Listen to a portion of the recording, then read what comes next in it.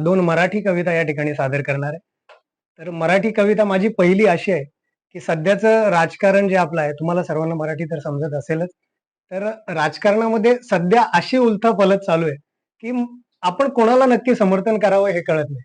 म्हणजे आज याला समर्थन केलं, त्याच्या विरोधात बोललो, तर हा उद्या त्याला सपोर्ट करेल अशी भीती मनामध्ये असते. तर मग अगोदरचे जे काही नेते होते, त्यांच्याबद्दल प्रत्येकाच्या मनामध्ये एक आस्था होती. तर त्याबद्दल माझ्या मनामध्ये काय आहे किंवा एका सर्वसामान्य माणसाला काय वाटत असेल हे मी कवितेच्या माध्यमातून सादर करतो, की मला जर कोणी विचारलं, की मी कोणाचा समर्थक आहे, की मला जर कोणी विचारलं मी कोणाचा समर्थक आहे, तर माझं उत्तर असेल, मी समर्थक आहे बाळासाहेब ठाकरे यांच्या शिवसेनेचा. मी समर्थक आहे गोपीनाथ मुंडे यांच्या भारतीय जनता पार्टीचा. मी समर्थक आहे विलासराव देशमुख यांच्या काँग्रेसचा. मी समर्थक आहे आर पाटील यांच्या राष्ट्रवादी काँग्रेस. मी समर्थक आहे ब्लूप्रिंट घेऊन मैदानात उतरलेल्या मनसेचा. मी समर्थक आहे विकासाच्या मुद्द्यावर राजकारण करणाऱ्या पक्षाचा. पण सध्या पण सध्या असा पक्ष शोधणे म्हणजे कठीण झालंय, कारण हल्ली सत्तेपोटी राजकारण कुटील झालंय. पण असा पक्ष शोधणे सध्या कठीण झालंय, कारण हल्ली सत्तेसाठी राजकारण कुटील झालंय. राम मंदिर बनलं, राम मंदिर बनलं, पण रामराज्याचा कुठेच पत्ता नाही. महागाईने जनता झाली बेजार आणि विरोधक म्हणतात की आमच्याकडे तर सत्ता नाही. हल्लीचा मतदार राजा हल्लीचा मतदार राजा आता राजा राहिला नाही.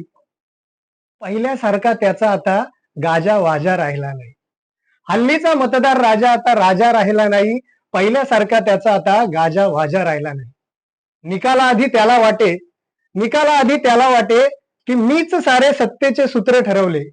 निकालाआधी त्याला वाटे की मीच सारे सत्तेचे सूत्र ठरवले. पण निकालानंतर सत्तेसाठी साऱ्यांनी चित्र बदलले. पण निकालानंतर सत्तेसाठी साऱ्यांनी चित्र बदलले. म्हणून म्हणून माझं मन आता कोणत्या स्वार्थी पक्षाकडे वळत नाही. म्हणून माझं मन आता कोणत्या स्वार्थी पक्षाकडे वळत नाही. म्हणजे तो मतदार जो आहे, जो समर्थक आहे, तो आता हुशार झालाय. मग तो काय म्हणतोय शेवटी शेवटी 2 लाईन, की म्हणून माझं मन आता कोणत्याच स्वार्थी पक्षाकडे वळत नाही. पण सगळेच पक्ष स्वार्थी, म्हणून कोणाचा समर्थक होऊ हेही आता कळत नाही. म्हणून कोणाचा समर्थक होऊ हेही आता कळत नाही. धन्यवाद. हे झालं राजकारणाबद्दल आणि समर्थकाबद्दल. तर दुसरी माझी जी कविता आहे ती आपल्या सर्वांशी रिलेटेड आहे. तर दुसरी कविता माझी जी आहे ती प्रत्येकाच्या जगण्यावर आहे.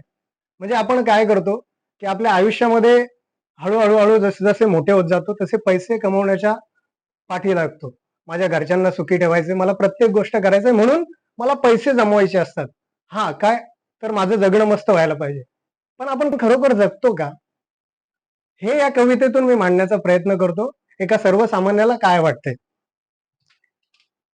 की पैशासाठी जगणं आणि जगण्यासाठी पैसे, पैशासाठी जगणं आणि जगण्यासाठी पैसे, हे समीकरणच सारं काही बिघडवून गेले.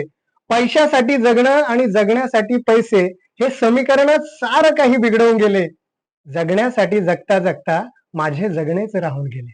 जगण्यासाठी जगता जगता माझे जगणेच राहून गेले. या कवितेमध्ये म्हणजे माझ्या मित्राबरोबर आमच्या कंपनीमध्ये डिस्कशन चाललं होतं की आपण खरोखर जगतोय का, कुठे फिरायला जातोय का, हम कहीं घूमने जाते हैं क्या, हम लाइफ एंजॉय कर रहे हैं क्या.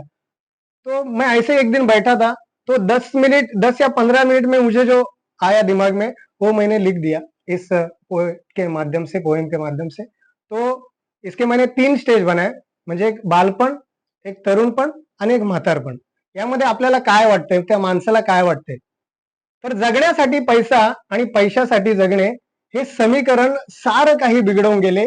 जगण्यासाठी जगता जगता माझे जगणेच राहून गेले. बालपण होतं निरागस, बालपण होतं निरागस, अन होतं सारं काही आलबेल. खेळत होतो विटी दांडू, आट्यापाट्या आणि भातुकलीचा खेळ.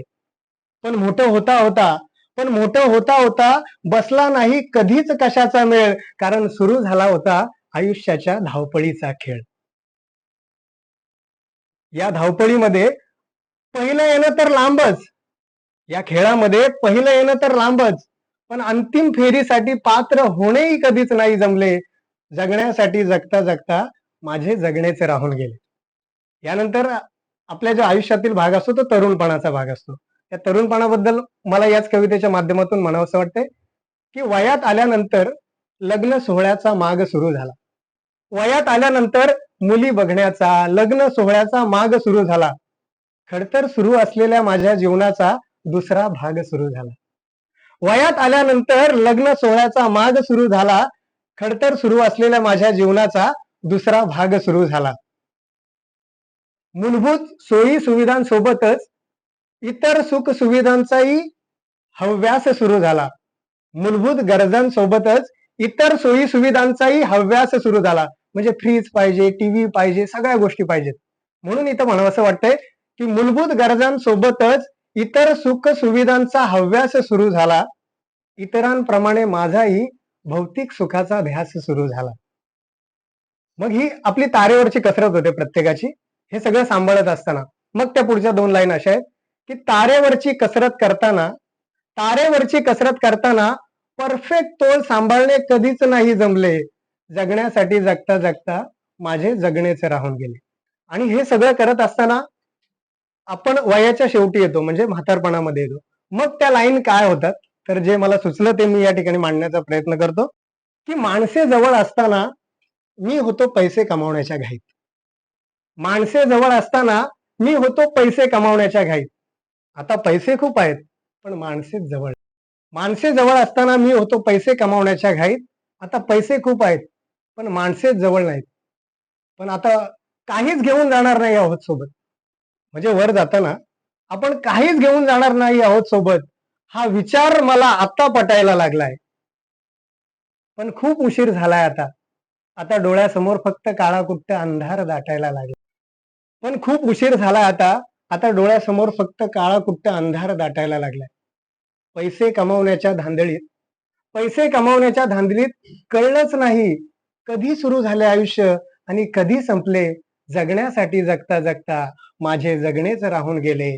जगण्यासाठी जगता जगता माझे जगणेच राहून गेले. धन्यवाद.